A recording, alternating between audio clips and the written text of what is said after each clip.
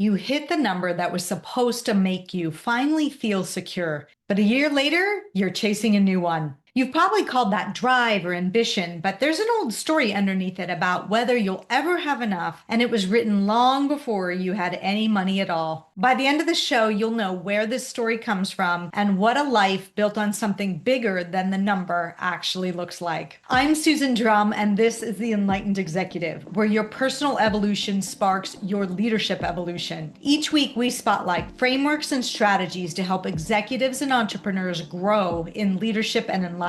Today, we're going to look at your relationship with money as well as your bigger purpose in life. And I'm thrilled to feature not only one, but two guests today. Lynne Twist is the founder of the Soul of Money Institute and author of the best-selling book, The Soul of Money, Transforming Your Relationship with Money and Life. We'll also discuss her newest book, Living a Committed Life, Finding Freedom and Fulfillment in a Purpose Larger Than Yourself. Over the past 40 years, Lynne has worked with over 100,000 people in 50 countries. She has co-presented on stage with some of today's most influential leaders, including Oprah, Marianne Williamson, His Holiness the Dalai Lama, Jane Goodall, Van Jones, and Archbishop Desmond Tutu. Lynne has been featured as the speaker for the United Nations, the State of the World Forum, and is the recipient of the prestigious Woman of Distinction Award from the United Nations. Sara Vetter is the CEO of the Soul of Money and is a coach, consultant, workshop leader, and keynote speaker. She's also a major gift fundraiser for the Pachamama Alliance. Sara has also worked in advertising, marketing, and sales. She's been coaching and consulting and leading workshops with Lynne since 2001 and has become a key player in all the initiatives of the Institute. Lynne and Sara, I'm truly honored to have you on the show. Thank you. Thank you. It's great to be here. Wonderful to see you and wonderful to be on your show. I'm really deeply honored. You've had such an extraordinary life for making global change on the planet. And I really feel like my short opening on both of you just doesn't come close to doing your bio justice. I've recently finished your second book. I've read both of them now. And the stories you tell are so profoundly powerful. But let's start first with the soul of money. What do you mean by that? Because a lot of people might be like, money? What do you mean, soul of money? Well, it's a little bit of a trick title because money doesn't actually have a soul, but we do. And we can use money in a way that gives it the imprimatur of our soul rather than our greed or our avarice or our desires or things that are kind of clawing at us. And the money relationship that most people have is one that is not ideal for them. In fact, there's a lot of suffering in people's relationship with money. It seems like, well, that's with people who don't have enough. But even in the affluent world, there's tremendous suffering in people's relationship with money. Sara and I are lucky enough to work with many, many different kinds of people from all over the economic spectrum. We teach fundraising, often to people who are running nonprofits, or we call them social profits. We work with people who've suddenly come into an inheritance. We work with some of our global billionaire families where there's a contentious inheritance, or somebody got cut out of a deal, or somebody said something and now they're suing their brother or their mother. We see kind of all different faces of people's relationship with money, and most of them are troubled. Most of them are harsh. Most of them are somewhat wounded, and almost all of them are in some way dysfunctional. The Soul of Money message really comes from many, many years of fundraising. Both Sara and I are fundraisers. We're philanthropists and fundraisers.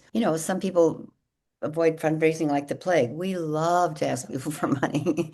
We're sort of rare in that way because we know that everybody really wants to move money towards the highest good. They're not that connected with that usually because they need this or they want that or they want that. But when we start looking at money differently, rather than really understanding that we have it rather than it has us, because we've become slaves to money really in our culture. It's become more important than human life to people. It's more important than the natural world to people. It's more important than God or spirit to people. And we all know that's actually a lie. No one really, really believes money's more important than human life. We behave as if it is, but we don't really believe that. We don't think money's more important than the air we breathe or the forests that take care of us or the water we drink. but we behave as if it is, and we will destroy the very light support system on which we depend for money. We become a slave to it. And we will deny some of our most ethical ideals and values to make a little bit more money or a lot more money. And kind of everybody's like that. It's not just the kind of the egregious characters, it's really everybody. And so we work with people and money in a way that it's a handle, it's an entry point, it's an aperture to work with people on their whole life. What is their life really about? And how can money be in service of that rather than be the point of the spear? You know, the title Soul of Money and the name of our institute, the Soul of Money Institute, is actually a way of having people really start to put soul and money in the same space, because mostly they're really far apart. Yeah, I Um, love that. that's really one way of talking about that title and what it means. Yeah, absolutely. I've certainly seen a lot of dysfunction with the relationship with money in entrepreneurs when they keep thinking about, okay, if I just get to a certain amount of revenue, then I've made it. Or if I make it all the way to an IPO, then I've made it. And they get there and realize, I still don't feel great. And they just set the next goal thinking that it's going to somehow fill this need or fulfillment that they were hoping it would give. And all the way up to billionaire CEOs and their Yes. experience, and how much it drives our sense of self, our self-worth, what we have. So I'd love to maybe scratch the surface of that a bit and talk about a little bit more of what are the distinctions that people need to start to consider related to that relationship with money and some of the key messages from the book. I invite Sara to tell her story because everybody has a money story, and it sort of usually explains why you feel hurt, wounded, wrong, bad, and dysfunctional in your relationship with money. And we usually get at people's money story early on in an encounter because you can see how they've turned money into either the goal of their life, the be all end all, or the pariah that cut them out of the deal. And so if I could ask Sara to tell her money story, and then I can talk a little bit about how we get at the dysfunction. Thank you, Lynn. My money story is I grew up in wealth, but very dysfunctional family in a sense that all the wealth came from my mother's side. All the power came from my mother's side. We tiptoed around her. We couldn't talk about it. It was an unspoken conversation, anything about money. So I just lived in like kind of fear about money and not really knowing, but then kind of learning as I grew up, oh, I think we have resource. I think we have money. But my dad was very disempowered by it. And it was all about the money maker, where the money came from. And then everything was about how you looked on the outside. So it was all a superficial way in which you showed up. And so that was my whole upbringing. And that, there were some obviously amazing, great things as well. And then I married a man of great wealth. And he was one of the first Microsoft guys. We were living in a town called Atherton, California, in the Silicon Valley, chartering planes, hanging out with Warren Buffett and Bill and things like that. That was my life. And having all the best services and everything. Then that whole thing crashed. My doorway into purpose and the soul money and an organization that Lynn will also talk about, Pachamama Alliance, was through complete breakdown where I just had lost myself completely. I was so not enough. I lived in a space of never, ever being enough, no matter how much money we had, no matter how many homes we had, no matter how many resources we had, no matter how many influential people that we knew. I always felt like it was never enough, clamoring for more, clamoring to be prettier, clamoring to have nicer clothes, clamoring to have better, more important friends, clamoring to go to the next best this and that, but not being present, and had 3 small children. And like that, I was not present for them. If I look back, I was so about my not enoughness and trying to grasp for it until it completely broke down, completely crashed. Marriage, 3 young children, no clue what kind of same thing in my marriage. I didn't know what we had. I just know we chartered planes. And that's when I hit that kind of deep, dark, low point in my life with depression, with numbing out, with suicidal thoughts, with why am I even here? And that's when I met Lynn. That's when I got really attached to a guru, just to try to dig into the inner purpose of life and my inner being. Can't be all about this because this can't last forever. And that's when I really was awakened to this message. And that's when I read The Soul of Money, I really realized, oh my God, I lived majority of my life not ever feeling like enough, and I had everything. And society, I had everything. Mhm. And the more I had, the more I didn't feel like enough. So we work with a lot of women, men too, but working with women who have it all on the outside, but just have an empty, not enoughness on the inside is really our message and really the work that we do. And it starts with that money story because I had to peel away at that money story. I had to peel away at that story about myself to really break through and realize, oh my God, I mean, I love my townhome. I have more than enough. I'm doing incredible work in the world. Yeah. We do work in the Amazon. We do, all these things. So that's sort of my breakthrough Yeah, it's so story. fascinating because one of the things I'm hearing is how our relationship with money is actually a mirror to our relationship with ourselves. Yeah. If we don't feel like we are enough, we actually translate that like it's almost money becomes the excuse to prove to us that we are not enough because we don't have enough of money. We don't have enough of this or that. When the real work is the relationship with ourselves. Do you Mhm. find that, both of you, that like it's really healing the relationship with money is about healing the relationship with yourself? Yes. Oh, yeah. I mean, 100%. I don't have enough. I'm not enough. I mean, always, if you peel it down, even like one layer. And it's all embedded. One of the things that's kind of a relief for people to learn, and it was for Sarah.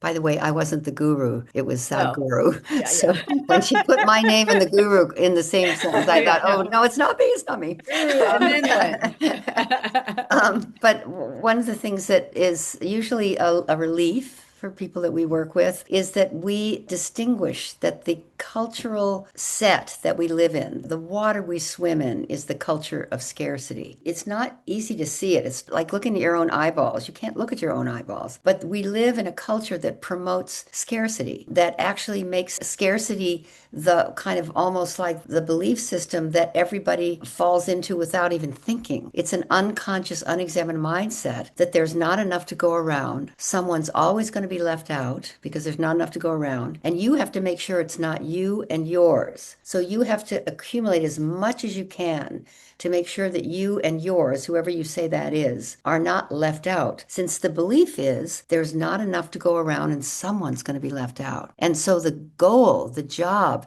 to be a responsible human being is to accumulate as much as you can to make sure, and maybe way, way, way more than you need, to make sure that you and yours are not left out. And you'll help these people someday, but only when you have way more than you need. But then you can never really get there. And that mindset of there's not enough to go around, someone's always going to be left out, dribbles into everything. There's not enough time. There's not enough sex. There's not enough money. There's not enough market share. There's not enough audience. There's not enough this. There's not enough that. There's not enough this. There's not enough that. And we live in a culture that promotes more of everything and anything all the time. You cannot buy something without the purveyor invite you to buy more of everything. And I know it's good marketing strategy and we all do it, but it promotes a mindset that you're not okay unless you get more. And then once you get that more, you're not okay unless you get the next more. It sounds so kind of simple. Can't we just stop thinking that? No, because we swim in it. We're fed it 24 hours a day, very effectively, actually. Marketing and advertising people are some of the smartest people on earth. Algorithms are now smarter than they are, and AI is smarter than the algorithms. So, we are swimming in a sea of a belief there's not enough to go around and you have to get yours and you have to get more than you ever imagined. And even when you get more, that's not enough and you have to get more again. And so we have these, what we call the three toxic myths that are called what we call the lie of scarcity. And that's where we think all the suffering lives. And if you can realize it's in the culture and it's not you, then you can start addressing your life authentically. And the three toxic myths are there's not enough, more is better, and that's just the way that it is. And these are three very unconscious, unexamined belief systems that really run not just the economy, but everything. They're built into education, they're built into politics, it's even built into religion. So to stand outside of that and take a look and see yourself whole and complete and sufficient is really hard. So Yeah. that people don't do that, it's not so much their fault as they think. So we distinguish the cultural set from the human being. And right there, that's a big step. And then we deal with people's money story because the money story always explains or justifies your behavior. But the money story is just a story and you can change it. The Yeah. facts can be the same, but the story story can be completely transformed. So Sarah's an example. She had a difficult relationship with her mother, but she has now completely transformed that. Her mother's no longer here, but she has this adoration and just absolute gratitude for her mother now. Same mother, same circumstances, but now she is in a space of love and gratitude for her mother when before she was in resentment and abandonment. And those are conversations and they are malleable. That's some of what we do. And I'm trying to answer your question as best I can, but Yeah. that's kind of a little money seminar there. That is fantastic. And, I just recently was part of a seminar looking at the ways we deal with our nervous system and stress. And it all has to do with the stories that we're telling ourselves and that those stories can be changed. And people Absolutely. think like that's the way it is. So that was one of the ones you mentioned. But if you're experiencing stress, if you're experiencing anxiety, it's about the story you're telling yourself about what's happening to you or around you or about you. And you have the power to change that story. And that's exactly all the work that they're doing in healing nervous system work is about helping people change that story. And the same in our relationship with money. So I think it's incredibly powerful. Yeah, it's like re-scripting your life. And one of the things that we say that's,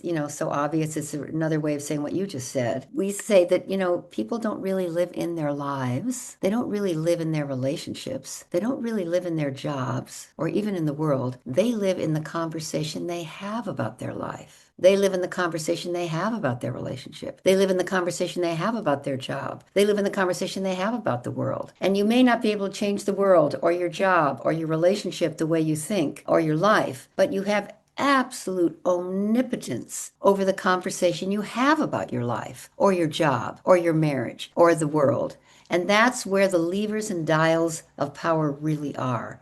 That's where you can find a script, a story with the same facts exactly that de-stress you, that have you realize you have exactly what you need, where you feel in sacred relationship with money rather than you have to have more all the time. I mean, it's probably what you teach every single day. It's probably what every one of your podcasts is about in some way of speaking about it. We're just speaking about it in our particular way. But that is, we think, the levers and dials of transformation. Yeah, really powerful. And I was also thinking about how powerful the second book was that you wrote around living a committed life. Because in a way what I see is like that's the antidote to being sucked into this world of scarcity, which is all around you, is declaring a stand that you're going to take for something and how you live a committed life. So perhaps you Mhm. can share a little bit more about that, and then we'll lead into the commitments that you both have made and what that looks like in the world. Well, we like you, we coach people. People ask us for their counsel, our counsel. And often when they're dealing with a snarl or a breakdown or they're stuck, what's really going on is they don't have a big enough purpose. They don't have a big enough vision for themselves. And if you zoom out and really take a look at their life, it's literally too small. It's too petty. We strongly recommend that people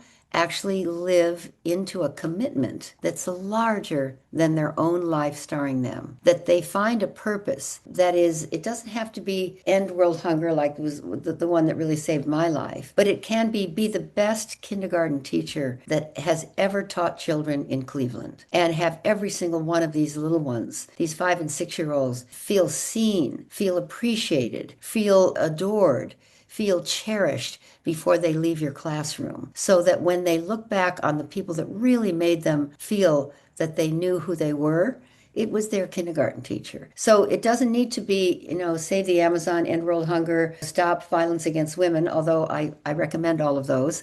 That's what we're working on. It needs to be something bigger than your own life starring you to pull you through the difficult things, because you'll start to see that the concerns that you have are really pretty petty. And when you have a big purpose, you don't have time to worry about, is your hair too short or too long, or is the next person thinner or fatter than you are, or does this man, is he advancing his career faster than you are? You don't have time to be so absorbed and obsessed with your own ego. And Yeah. you turn your life over to something larger than yourself. So we love working with people to see if they can discover really what do they stand for? Why were they born? Who are they? What are they really about? And people love that conversation. And, I'm sure that's some of the work that you do. It's really what people are hungry for right now, particularly when the world is such a mess. We need to look at something bigger than the next election, than the stress that comes with reading the news. And so that's what we recommend, and that's how we work. Yeah. Powerful from this idea that get committed to a meaningful mission outside yourself. That's often what I say. Like, because otherwise you're stuck with like navel gazing, like just, you know, and it's sort of like get out of yourself and what is something that you care about in the world that you're wanting to take a stand for, because that's leadership. People want to follow you having a passion for something that's not about you. It's not great leadership of like, you're going to make me look good, right? And so, like, that's not inspiring leadership.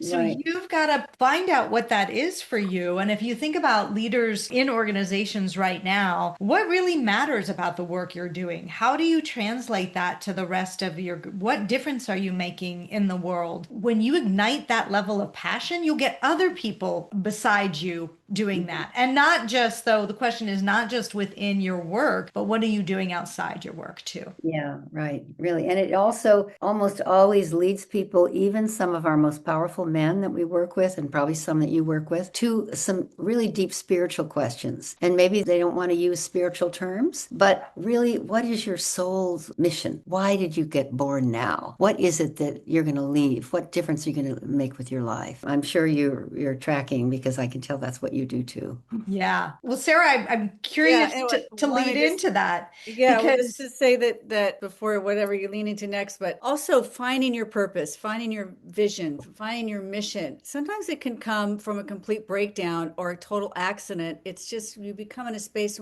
either you've kind of given up or you're like, you're at a place where you just don't know what way to go, and then you stay open. You stay open in your life. You approach life differently, and sometimes that purpose, that vision, that mission appears. And if you're open and you're listening to life, then you lean towards it, which is kind of what happened to Lynn and then kind of what happened to me around the organizations that we support and fundraise yes. for. And so how did you coming full circle from your story? How did you come to defining what your meaningful mission was in life? Yeah, so like I said, I met Lynn at an event that I was hosting. And at that event, she invited me to a fundraiser for the organization. She co-founded the Pachamama Alliance, which she'll say more about. So I thought, oh, she seems like a cool lady. All right, this is me being open. Like, okay, this is like it's way out of my comfort zone. And like, I don't really know what Pachamama Alliance is, but I'll go to this thing because this lady seems kind of cool. And I'm just trying to, change up my life and figure out where to go from here. So I go to the event, small home fundraiser. I give some money because again, I'm still in the space of I don't even know how much money I have, but the lady next to me wrote a check, so I wrote the same amount of check.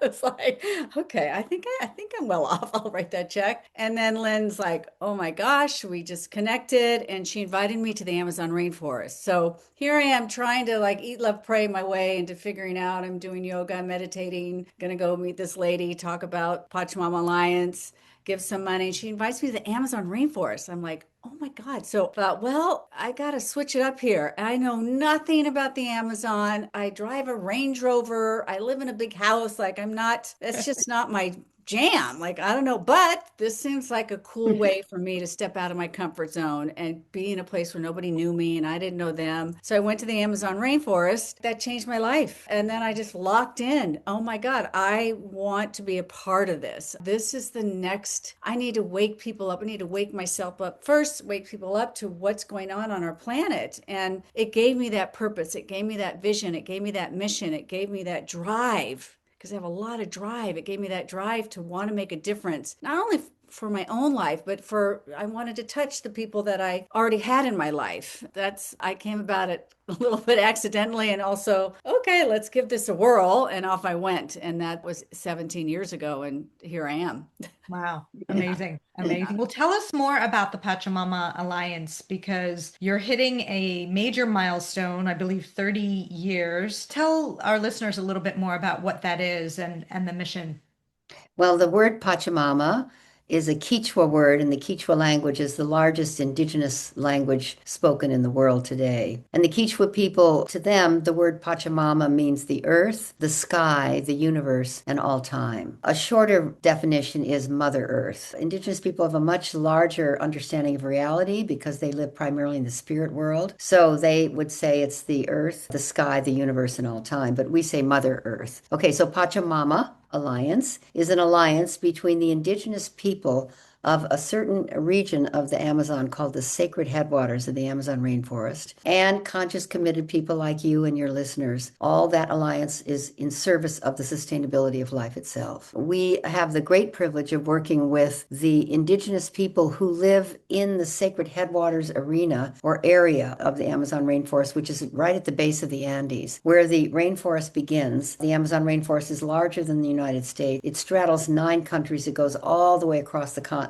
from the west side to the east side and empties out into the Atlantic Ocean from the Pacific side. It's the giant ecosystem. The river is so big, the river system is so big that if you go out into the Atlantic Ocean 150 miles, the water is still fresh from the Amazon River. So the Amazon River begins in the Andes, which are mostly volcanic, the eastern side of the Andes, and volcanic activity creates, and they're snow-capped, creates very, very dynamic water. And so the waters that come out of the Andes that form those rivers forged, millions of years ago or thousands of years ago, the whole Amazon rainforest, which is the largest ecosystem on Earth. It's the largest water source on Earth. The Amazon River is bigger than the next 6 river systems combined. And the mist that comes up in the morning from the Amazon rainforest from the trees, a mature tree emits 1,000 liters of water every morning in mist. So the flying rivers have as much water in them as the river does every single day.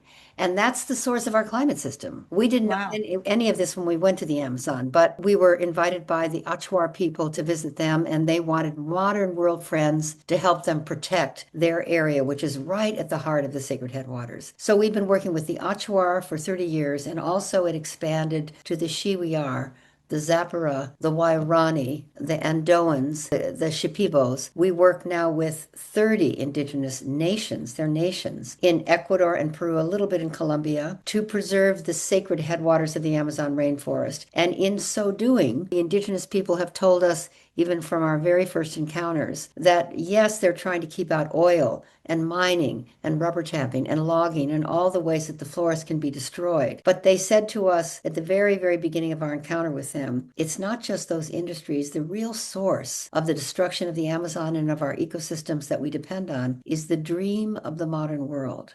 Go home and change the dream of the modern world. Well, that was a tall order.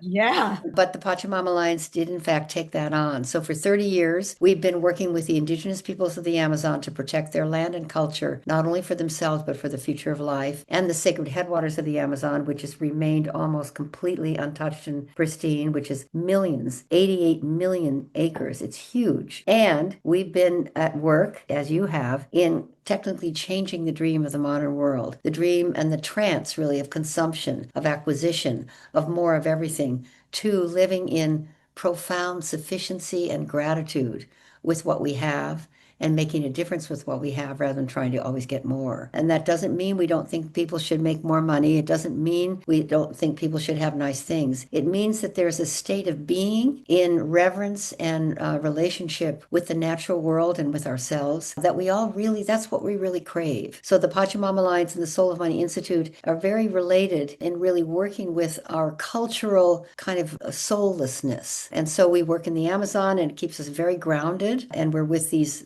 amazing indigenous tribes who have a lot to teach us. We have a lot to teach them too. They're not perfect. And then we work all over the world to change the dream of the modern world from one of human supremacy and dominance to human responsibility and sacred reciprocity with the earth, each other, and the community of life. So that's the Pachamama Alliance. And we invite all the people listening to join us.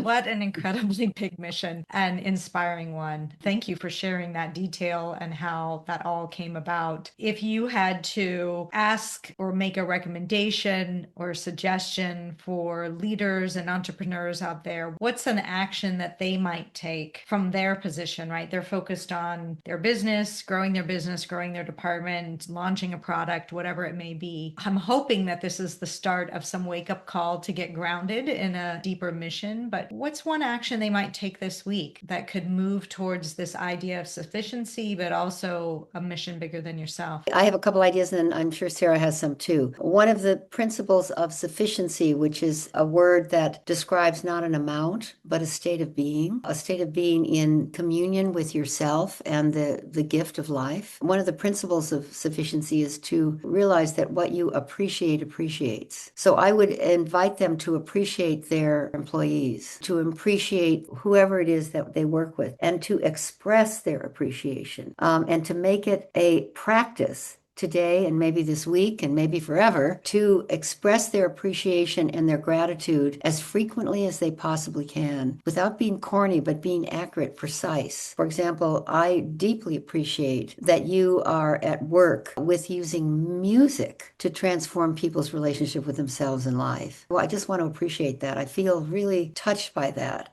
And I can't wait to get your book. And appreciations are specific like that. That's a practice. And then another practice is gratefulness, which is different than appreciation. I appreciate just demonstrating, and I appreciate that you do this work with music. What I'm grateful for is that you had the listening and the open-heartedness to read both of my books before you did this interview. I not only appreciate that, but I'm very, very grateful for that. And I want to thank you for that. So appreciation and gratitude, two vectors of having a sufficient, fulfilling life. Those are my recommendations. How about you, Sara? Those are the ones I was going to say. I would just say a little bit about that in that we at the Soul Money Institute, it's a very tiny, mighty organization, company, and every meeting that we're in, we end with appreciations. Every single meeting. We also look at, gosh, what have we accomplished this week? So we don't just jam into our agenda and we got to meet these numbers and we need to enroll this and we need to get this and this and this and all the things that you just can. I have lists that have lists. I love lists. But over the years, we start sometimes with a meditation, opening sacred space, yes, but then really let's acknowledge what we've accomplished. Let's have our meeting. Then at the end, let's appreciate each person specifically in your meeting, or some job that's been done, or something that's done, or something that's been accomplished. And that kind of gratitude and appreciation, it's like a muscle. If you do that every single day, and then you expand that out into your life. I appreciate my adorable little tiny kitchen. It's like, I love my little patio. I love walking out there in the morning, but really appreciate the things that aren't about accumulating, aren't about a money. It's appreciating the things already in your life where you are enough. So it just kind of emphasizing what Lynne says. Those really are ways to change the story, shift the narrative. It's almost like you can't be in both at once. You can't be like, we need more of this and appreciating something at the same time. You can't, yeah.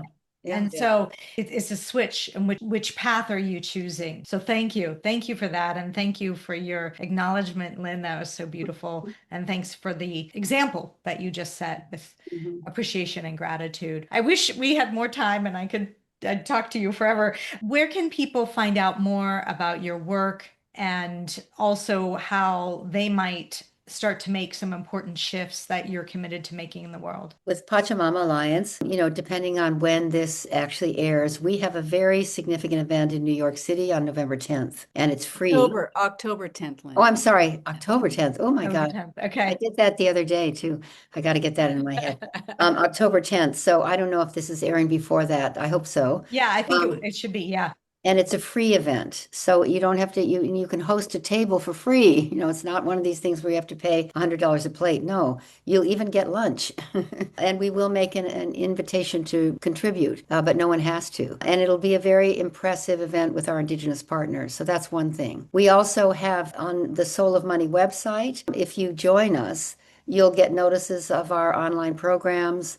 You'll also get something called Wednesday Wisdom, which we put out every month, which has kind of little gems in it. And also you'll be notified when we do a fundraising training, which some people usually want to learn a little bit about fundraising in their life somewhere. Somebody always has to fundraise about something.